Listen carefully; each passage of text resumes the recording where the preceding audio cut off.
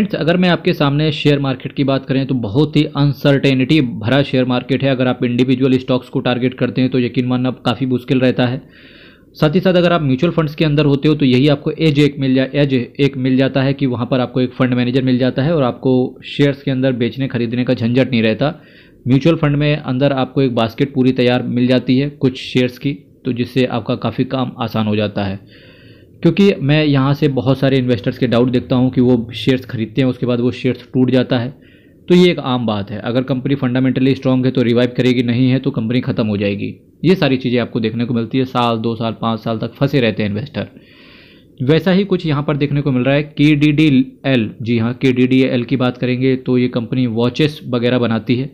इसके साथ साथ कंपनी का देखो 3,257 रुपये का शेयर प्राइस आ गया। अभी रिसेंटली इसका शेयर प्राइस 3600 रुपये था। करीब करीब 10% के आसपास लोगों को जिन्होंने रिसेंटली पैसा डाला, तो बहुत 10-15 दिन के अंदर ही इस कंपनी ने 10% का रिटर्न बना दिया और सारा का सारा पैसा एक दिन के अंदर ही ख़त्म कर दिया। 7.30% ख़राब हो गया। ख़राब क्यों हुआ मैं आपको बताना चाहूँगा यहाँ पर कि बुक वैल्यू इसका 585 का है। Return on capital employ, return on equity close to 20% है। ख़राब ये हो गया कि इसके क्वार्टरली रिजल्ट्स बहुत बेकार हो गए। जून क्वार्टर में रिजल्ट देखो 348 करोड़ से 360 करोड़ की सेल्स में बढ़त आपको देखने को मिल रही।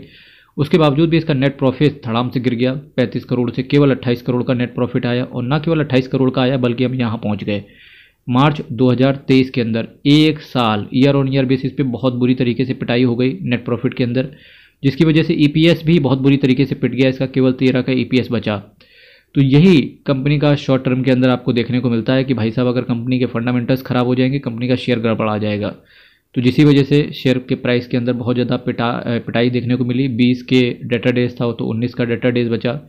प्रोमोटर की होल्डिंग के अंदर हालांकि जून क्वार्टर के अंदर कोई बदलाव नहीं है। 50.22% प्रोमोटर होल्ड करके चल रहे हैं। FIIs की बात करेंगे 11.69% है। DIS की बात करेंगे 1.63% है।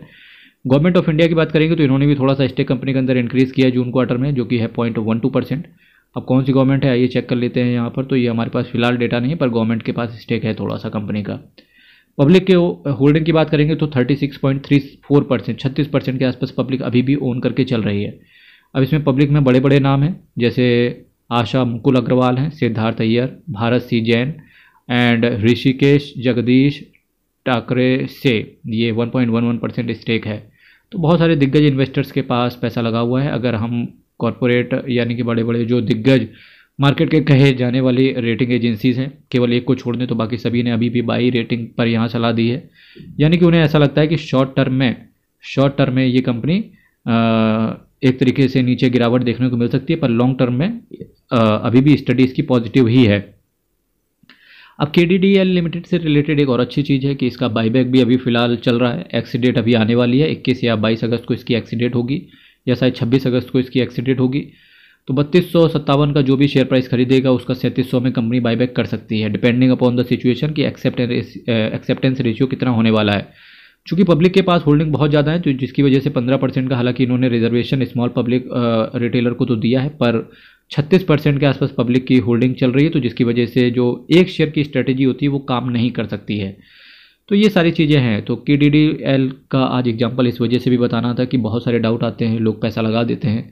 पेनी स्टॉक के अंदर जब भी आप पैसा डालने जाएं, या जो 3200-3300 रुपये जैसी जो भी कंपनी के अंदर पैसा डालने जाएं, तो बहुत संभाल के पैसा लगाएं। और किसी भी शेयर के अंदर अपने एक बार फाइनेंशियल एडवाइजर से ज़रूर संपर्क करें। मैं ये भी नहीं कहूँगा कि कंपनी ख़राब हो गई है, मैं ये भी नहीं कहूँगा कि कंपनी अच्छी हो गई है, क्योंकि मैं अभी ख़राब कह दूँगा तो कंपनी हो सकता है आने वाले समय में पॉजिटिव क्रिएट हो जाए, रिजल्ट इसके शानदार आ जाए। मैं अभी अच्छा कह दूंगा, हो सकता है इसका शेयर कंटिन्यूसली 50% 60% टूट जाए। तो अल्टीमेटली डिसीजन आपको लेना है। पर अगर कंपनी का आप बिजनेस देखें यहाँ से, तो वॉचेस बनाने वाली कंपनी है, साथ ही साथ मार्केट कैप देखेंगे, कंपनी की बुक वैल्यू अगर आप चेक करें तो रिजल्ट्स तो इसके क्वार्टरली रिजल्ट्स ख़राब हो गए हैं। पर अगर प्रोमोटर्स की होल्डिंग की बात करें तो प्रोमोटर्स होल्ड करके चल रहे हैं, और डेटा डेज भी इन्होंने 19 दिन के कर लिए हैं। तो ऑल इन ऑल चीज़ें अभी भी पॉजिटिव यहाँ से दिखती हैं। FIIs की भी स्टेक कंपनी ने इंक्रीज़ किया है, गवर्नमेंट ने भी थोड़ा सा स्टेक कंपनी के अंदर बढ़ाया है। ये सारी चीज़ें एक भरोसा देती हैं कि कंपनी आने वाले समय में अच्छा कर सकती है कि नहीं कर सकती एक्चुअल में, तो इसकी बात तो फ्यूचर में ही डिसाइड होगी।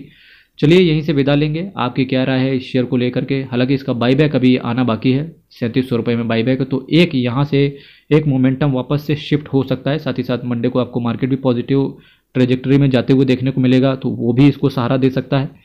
फिर भी चैनल को सब्सक्राइब कीजिएगा, वीडियो को लाइक कीजिएगा। बाकी सारी चीज़ें तो आपको मंडे को पता चली ही जाएंगी। कोई डाउट हो यहाँ पर कमेंट बॉक्स में रखिएगा। हर हर महादेव, अयप्पा शरणम, हरि शरणम। बहुत बहुत धन्यवाद।